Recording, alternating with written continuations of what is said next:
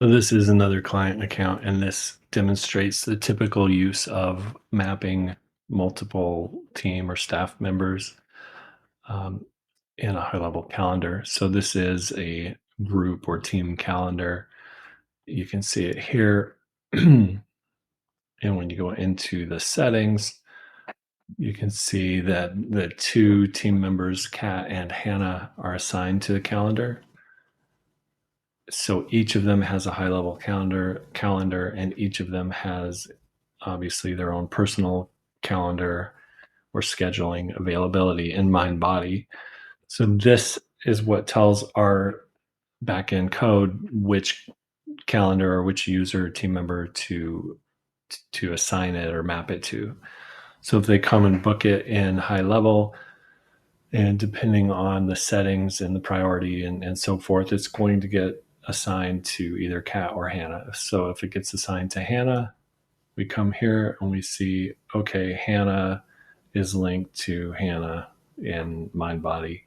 So it'll assign the appointment to her. So you have to have one-to-one mapping, and they would need to be in high level as users, and you can restrict them as much as you want, obviously. um, I mean, you don't even have to give them a login really, but they have to be an existing user, and that they need to be connected to that calendar just like these are.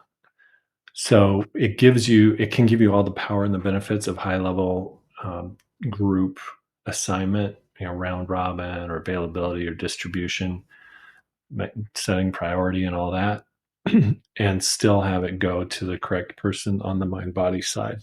Or alternatively, if they book directly in mind body and they book an appointment with Kat, it's going to show in Kat's calendar.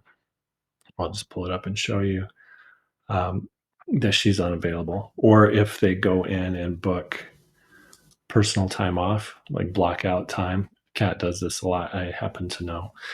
So it would show up like this: unavailable during those hours, or these are appointments that she's been booked in for.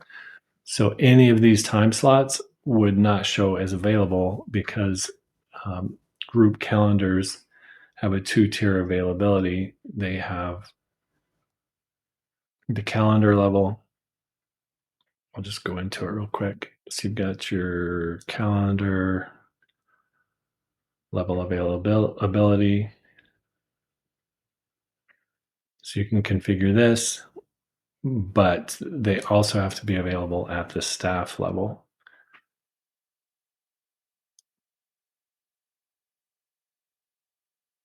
And that could be driven by this, a combination of what you set in the availability, or if you link a Google Calendar, it might show some personal time that's booked to mark them unavailable. There are multiple ways to handle this, and depending on how you do it, you might not worry that much about the calendar availability. If it's more driven by staff, you could make that wide open, like midnight or 12:01 a.m. to 11:59 p.m., because it still won't show availability unless the staff is available. Or you could do the flip side and just control everything at the calendar level and leave the staff calendars wide open in the availability, and just let booked appointments kind of dictate what's available and so forth.